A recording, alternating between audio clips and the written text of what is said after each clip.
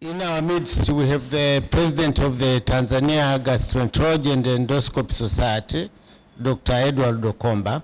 He's a physician. He's a gastroenterologist and a hepatologist. He's working at Muhimbili University of Health Sciences as a senior lecturer, but also head of internal medicine. He's a founding member of the Tanzania Gastroentology and Endoscopy Society, but as I said earlier, he's now their president. So we welcome him. Let me welcome him to give us the keynote speech for today. Karibu, Dr. Komba.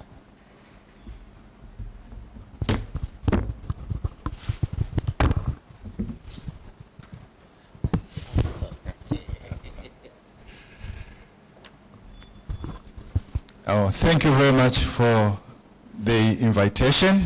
I'm very honored. As I was introduced, Dr. Just a small correction, Ewaldo Komba, not Edward, Ewaldo Komba. As he said, I'm the current president of Tanzania Gastroenterology and Endoscopy Society. And as he correctly said, I belong to the Muhimbili, to the MUAS, that is the university, the medical university, and I am the head of department of internal medicine. Distinguished guests, esteemed colleagues, ladies and gentlemen, I greet you in the name of the United Republic of Tanzania. Kazi endele. Yeah, it is an honor and a very big privilege to stand here before you today at this very important gathering of minds and hearts dedicated to advancing gastroenterology in East Africa, not only in Tanzania, but in East Africa, of course, and the world at large. As we come together for this one day, yet very fruitful symposium, we are not just sharing research and innovation. We are here to learn, to share, to experience, and gear up the shaping of the future digestive health in our current times as well as in the future generations. In recent decades, we have witnessed remarkable progress in the diagnosis and treatment of gastrointestinal disorders as compared to the past, whereby several challenges obscured care and treatment. In the ages where diagnosis in most parts of our practice relied solely on clinical presentation and merely simple diagnostic approaches, this was followed by a progress in the development of point-of-care and rapid diagnostic tools for detecting active infections, for checking antibodies and antigens, or specific markers for certain diseases. But as of now, readily available simple tools like the urea breath test and others have been very instrumental in aiding healthcare workers in decision making. And today I can see we have this tool here, urea breath test. Has never been in Tanzania, but I think now it is coming. All these are to improve the diagnosis and management of our patients.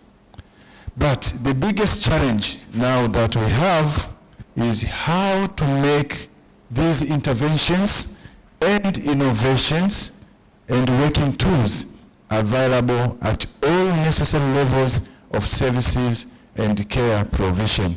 Some of them are a little bit too expensive, some of them are difficult to obtain, but I think as we advance, all this will be in place. As we know, the evolution of endoscopy procedures and techniques was with the integration of imaging, artificial intelligence tools, and robotics, our field has continuously adapted and innovated. We now have tools that were once the stuff of dreams, like capsule endoscopy, molecular diagnostics, and biologics that target the disease at its source rather than just alleviating the symptoms and the signs. Like these days, we have drugs like bevacizumab. It's a very good one for colorectal cancer, and our patients are actually receiving it at Ocean Road, covered even by our insurance companies. So all these are advances in endoscopy. This is a big achievement and, of course, a breakthrough in improving services and care. Yet, despite these advancements, we face growing challenges. For example, the global burden of gastrointestinal disorders, ranging from inflammatory bowel diseases and colorectal cancer to liver cirrhosis and functional GI disorders, continue to rise. Healthcare disparities, late diagnosis, especially for our patients with cancers. Many research in Tanzania have shown cancer patients arrive at hospitals in stage 3 and stage 4, which is very late even to assist them. All these are some challenges that we face in this advancing gastroenterology and gastrointestinal endoscopy services. Also, we have limited access to the cutting edge therapies in low resource settings, including Tanzania. All these are hurdles we must overcome together. Now, the future of gastroenterology demands more than innovation. It demands collaboration. And that's why when Jamii Bora approached me as the president, I said, yes, if we are collaborating like this, then we can achieve more. We must break these silos between research and clinical practice, between public health and personalized care. We have a lot of research data, but it is kept in the shelves instead of collaborating and make it useful in delivering care to our patients. Our collective efforts must focus on early detection of diseases, preventive strategies, and patient-centered care, not like in the past. The care should not be centered to the institution or to the doctor. The first thing to consider is the patient. We need multidisciplinary collaboration, data sharing, and global clinical trials that are essential to delivering real impact on the ground. We are also at the dawn of new technological era. We know about artificial intelligence, big data analytics, machine learning, and telemedicine. All these are redefining how we approach gastroenterology. But let us remember that technology is only as powerful as the compassion with which it is applied. At the heart of every innovation must be the well-being of our patient and their caregivers, without forgetting the skyrocketing costs for medical services. These days, if you have cancer and you want to see if it is spread all over your body, you have to do the PET CT scan. Do you know how much it costs? The minimum is about 1 million shillings. That is very high cost for a normal Tanzanian. But all this we have to consider. As we embark on the next phase of this symposium today, I urge each of you to be bold, to be curious, and to be open. Let us use this opportunity to challenge our assumptions, build bridges, and above all, recommit ourselves to the values that define our profession as doctors, that is, the integrity, the innovation, and empathy for our patients. Thank you, and may this year's symposium be of a special kind, and it should be a catalyst for the breakthroughs, catalyst for knowledge, and pieces of information that will benefit not just our science, but humanity as a whole. It is my hope and expectations that this kind of gathering won't last today, but should mark the new journey of similar meetings in the future and dialogues covering gastroenterology and other related disciplines.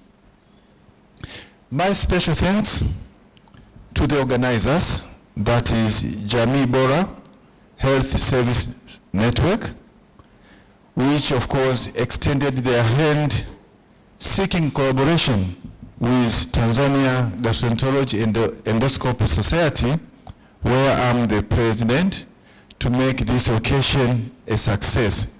And really from the beginning I can see it is going to be a huge success today.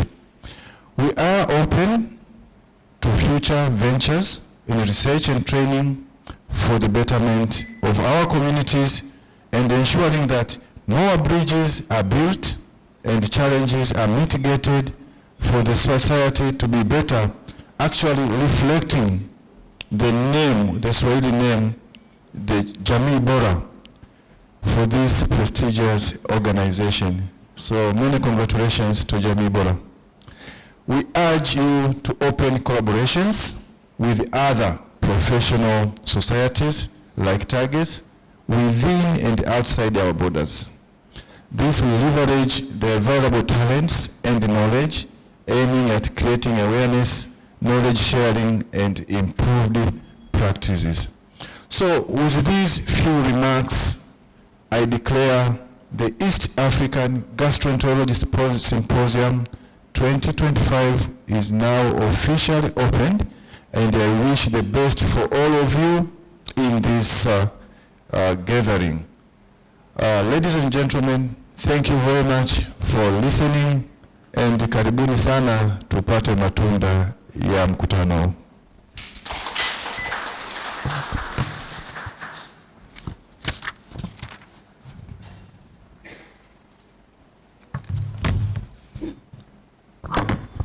Thank you very much, Dr. Ewaldo, for opening our meeting and giving a keynote speech.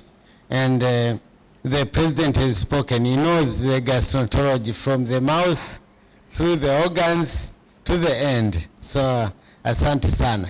I think he has raised some very important issues, some of them which are not belittling the others, but he talked about this being a multidisciplinary area where all of us in a way have a role to participate in gastroenterology, but he also emphasized that our services must be client-centered, focus on the people we want to serve and have empathy, but also he alluded to advances in technology which we must take into, as well as embracing artificial intelligence. Some of those which I took away, and I know you took something away from it.